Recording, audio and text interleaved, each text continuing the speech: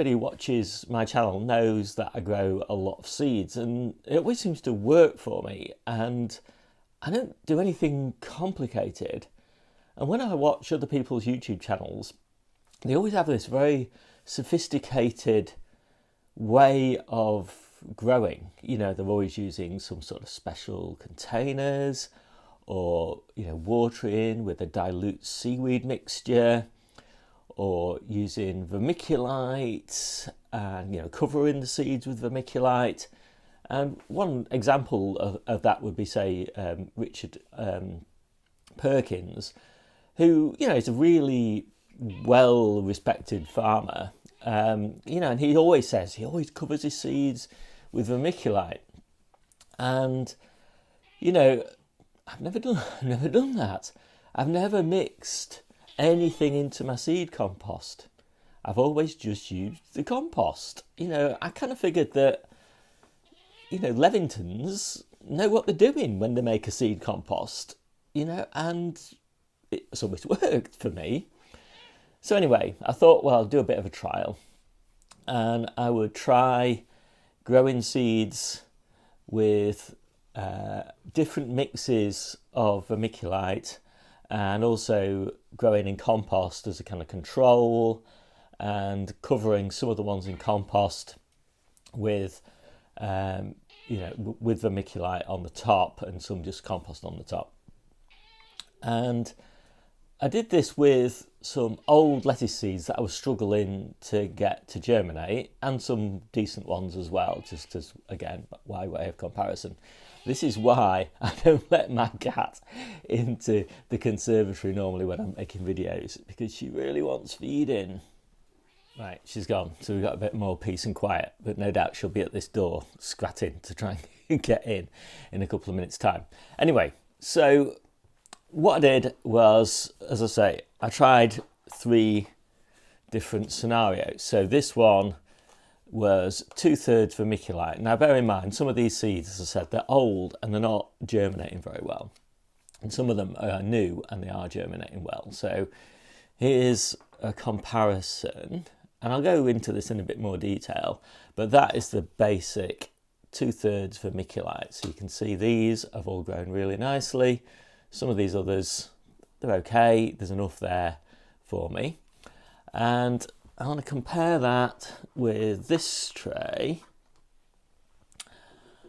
And that one is 1/3 of vermiculite. Now, I think that is pretty much exactly the same. I can't tell any difference at all between those 2 trays. So the difference between 1/3 vermiculite and 2/3 vermiculite seems to make 0 difference. And we'll, as I say, we'll go and look at specific varieties in a minute. So then this is the tray, and this, unfortunately, I did them in a slightly different order for some reason. This is the tray with just compost, and again, like, they're exactly the same. There's literally no difference between them. And that is the one there where I just covered with vermiculite, and I'm comparing that one there with this one there. Now I would say there is a very, very slight difference. It looks like maybe 1 day, maybe 2 days of extra growth from the ones that were covered with vermiculite, but the actual number that germinates is pretty much the same. They look just as healthy as each other. Just, you know, these maybe grew, you know, as I say, just germinated very slightly earlier when covered by vermiculite. Now, I don't care at all about 1 or 2 days difference in germination time. I didn't actually notice it when I was recording the germination time of these, so I'm not 100% sure that they did actually germinate before. One of the challenges I found with covering with vermiculite is you can't see what's going on, because you can't see the seedlings, you can't see whether the soil is dry, the compost is dry. You know, with this compost, and I'm using Levington's F2, you can see what's going on because of the contrast between the colour of the leaf and the colour of the compost. And you just can't see it as well with the vermiculite. And as I say, you can't see when your compost is drying out. So, as I say, I'll do some photos at the end of this so you can see and do like real clear kind of contrast between them to see if you can see any significant difference that is worthy of the extra fuss and bother and cost of using vermiculite. Now, why do some people seem to get really good results with vermiculite? So maybe, here's just a few hypotheses, because I have no idea really, and I'm not, because I've never done any previous experiments, and based on this experiment I'm not going to do any more because I'm just going to use Levington's F2. I've always used Levington's F2. I've never had any problems with it. I've never had a bad batch, although I was kind of slightly worried that I might have had a bad batch a week or so ago. I'm not 100% sure, but anyway, you know, I've had, I don't know, 10, 12 bags of Levington's F2, and I've never had an issue. I've never had anything not germinate. I've never had anything not grow strongly. I've just never had a problem. I've never thought I could improve on this by doing something different. And yeah, I'll show you at the end actually my brassicas, and you can again have a judgment as to what you think about just using compost for those. So what's my theory? Well, maybe I'm using a wrong grade of vermiculite. Maybe I should be using a finer grade because I was using quite a coarse one. I just found an old bag of it in the garage and I thought, well, I'll try this. Maybe, and I think this is much more likely, I don't overwater my seedlings. So I don't need the extra drainage that vermiculite supposedly gives the compost. And you know, and I don't overwater my seedlings. I make a point of not overwatering them. I don't put them in a bath of water and let the compost get completely saturated, because the seed doesn't need completely saturated compost. You know, it's this little tiny thing and it's going to germinate just in that surface layer. And I don't really bother to make sure that my compost is completely saturated until my seedlings are pretty big and actually got roots that go right down to the bottom of the compost. You know, they're searching out for water, and so they grow a nice big root system searching out. I make sure the compost is slightly damp, but that's kind of all they seem to need. So I sprinkle water on the top. The other thing is I water fairly frequently. And I do that, you know, maybe for the first time, when I initially sow my seeds, I will, you know, water to saturate, you know, maybe the first inch of the compost, and a little bit of that will go down by capillary action to the bottom. And that lasts probably for the first 3 or 4 days. And then the beauty of this Levington's F2 is you can see the surface drying out. And when I see that surface drying out, I'll put a sprinkle of water on again. And that generally is every other day. Depends where you grow them, but normally when I'm germinating seeds, I'm not germinating them in sunshine, so the surface layer doesn't dry out very quickly. And once they've germinated, they are in generally natural light or under grow lights. And yeah, and again, as I say, I can see the surface drying out, and so I water when I see the surface dry. Once the seeds are much bigger than this, you know, much bigger than these here, and pricked out and growing strong, then I might consider bottom watering. But until then, I don't, because I don't want to fully saturate the compost. I just want a little bit of water on the top to go down. So that's part of my theory, is because I don't overwater, drainage isn't very important to me. So the second thing is that maybe I'm just using good compost. And I think that is quite likely, because Levington's F2S is a reasonably expensive compost. In fact, it's incredibly expensive if you buy it from Amazon. It's like, I don't know, £20 a bag or something. I mean, admittedly, a bag will last you a long time, You know, even with the number of seeds that I sow, a bag lasts me, you know, 2 or 3 months. And it's really good stuff. And it's way better than any other seed compost that I've ever bought. And so that's pretty good. Now, the other thing is maybe I put a lot of compost in the modules. So I always make sure I really push it down. I don't just tamp it down like that. I push it down and then I refill it, and then I push it down again with my fingers, and then I refill it and I push it down again. So there's a lot of compost in these little modules. I'll show you some in a minute. And as a result of that, you know, there's a lot of nutrients available in that little module. And so maybe that's why I don't need to water with the seaweed solution and all of that sort of thing. And of course, the other thing that I do is I plant things out when they're young. So I generally plant lettuces at 3 to 4 weeks old. I plant brassicas at about 6 to 7 weeks old, something like that.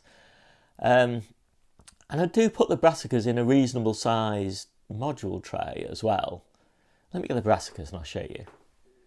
So these are 8 days old, and the parsley hasn't germinated yet. So there we go. Now, you know, I'm really happy with those. There's just a few, the red drumhead, for example, at the back there, that haven't germinated particularly well yet, but they are a bit slower, you know, so red cabbage is always a bit slow by comparison with everything else. But germination there is lovely. The seedlings are looking really healthy. As I say, these are eight days, so just over a week, and you know, I'm really happy with those. You know, they're not leggy or anything like that. And when I plant these out, I'll plant them out into a module tray like this. So 1 seed per module, or a 9 tray cell rather than the 6 tray cell. And that kind of just depends on, you know, whether I'm going to have them in for 6 or 7 weeks, or whether how confident I am that I'm going to be able to plant them out in 6 weeks' time. If they end up having to be in for 8 weeks, then I'll definitely want them in a tray like this. If I know I can plant them out at 6 weeks, then I might put them in a 9 cell tray. So I'll just show you another tray as an example here. And again, you know, I'm really very happy with these, and it's interesting, again, maybe I could show you there, look. So those red cabbages, they take a bit longer. So, you know, by comparison with these, which are cauliflowers. So the 2 varieties of red cabbage are both really slow at getting started. But again, really, you know, I'm happy with these. I don't see what I'm missing here. I don't see why there's a need to amend my compost for seed starting when I'm getting results like this. So anyway, that's just kind of, you know, where I've come to with this debate.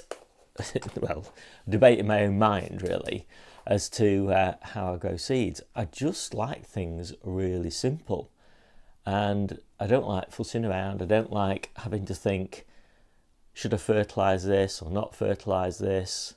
I think, well, there's already fertiliser in the compost, so why do I need to add extra fertiliser? And I just think the compost is already free draining. It's already designed, you know, by Levingtons to be the right mix. So if I'm not getting good results, I would assume it's my problem, not Levington's problem. And that's why I've always assumed that maybe if I'm not getting good results, it's because I'm overwatering, I'm underwatering, I'm watering too frequently, I'm watering too infrequently. And as I say, maybe, you know, adding amendments like vermiculite is really useful if you want to, for example, grow in a greenhouse environment where you're only visiting once a week on an allotment. And if you're doing that, maybe it's really important to be able to really soak your compost, because that water that you had has got to last for a week until you come next time. And so maybe then that makes sense. Or maybe covering the surface again with vermiculite traps more water close to the seeds and allows you to, water less frequently than I do. But in my situation, where I can water every day if I wanted to, I think smaller amounts of water, less frequently, judged by seeing the surface layer of the compost drying out, seems to work for me much better without any fuss and bother, and has the advantage that I can see things germinating because of the colour contrast, and I can see the compost layer surface drying out, which you can't do if I put vermiculite on the top because it's always the same colour.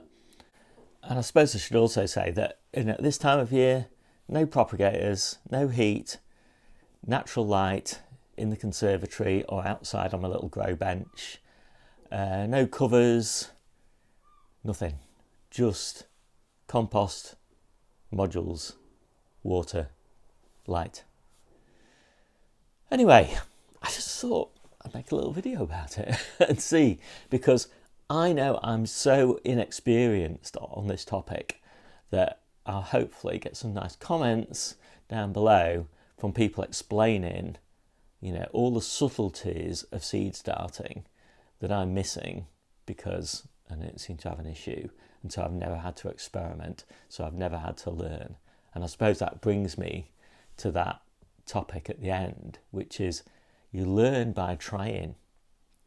You don't really learn very much by reading something in a book and doing what the book tells you, because then all you're doing is following potentially some myths that other people are perpetuating. You learn by trying things out yourself, seeing what happens, trying side-by-side comparisons, and seeing whether the things that we're told actually matter in our specific circumstances, with the types and varieties of seeds that we grow, at the types of year that we grow them, in the environments that we grow them in. That's how we learn. And I got to commend, for example, Steve Digwell. I'm not sure whether that's his actual surname. Is it Steve? I don't know. But anyway, Steve Digwell from the Digwell Green Fingers channel, because he does loads of these side-by-side experiments, and and he shows the results and step by step as it's going, and I find it really interesting. So I highly commend you to go and watch his channel, because it's really good. And he's busted loads of myths, things that, again, I was like worried, should I soak things or not soak things? And to be honest, it doesn't make any difference. Again, I've never had a problem germinating peas and I never soak them. Never had a problem germinating beans and I never soak them. I never do any of these things. I never soak things. I hardly ever chit things. The only things I ever chit are sweet corn. That's it, literally. Sweet and cucamelons, because I've had problems germinating those. But literally, I could grow 250 different things, and I've never done pre-soaking. I've never done chitting. I've never added amendments. I never used fertiliser on my seedlings or my young plants. I've got all these peppers around me here, and they're all just in the compost. They're not growing with any special fertilisers or anything like that. It's just water, compost as it comes out the packet, cheap and cheerful modules. Nothing fancy. These are as cheap as it gets. No root trainers, nothing, and it just works. Anyway, so I'll just put up the comparison photos so you can see for yourself. My name's Steve. This is the Seaside Kitchen Garden and Allotment channel, and I'll see you soon. tell me what I'm getting wrong. So here's the first ones. So the first one is, I don't know how to pronounce it, but it's this one, Kukia or something like that. And so the first photo is the one in a third vermiculite, and the second photo is in 2/3 vermiculite, and the third photo is the ones just in the compost. And literally I can't tell any difference at all between those three. Maybe those with keener eyes may be able to do that. So the second one is a maize. So these are, they germinated late, slightly slower. But again, the first photo is in a third vermiculite. The second photo is in 2/3 vermiculite. And the third photo is just in the compost. And I would say that there is a very slight difference in that the ones in the compost just look a little tiny bit slower, but not too bad. You know, maybe they were a day later germinating, and there's probably one. Yeah, no, I can't see really any other difference. So the next one I'll show you is the canaster, and in the first photo, again, that is with a third vermiculite. The second photo is in 2/3 vermiculite, and I would say the ones with 1/3 vermiculite are very, very slightly better, and the ones in the compost is the third photo. The germination maybe wasn't quite so good, but the seedlings look just as healthy. And then I got the ones that are in compost, but they're covered with a surface layer of vermiculite, and I think they are slightly better, but again, not noticeably better, you know, just like one day or something difference. So there we go.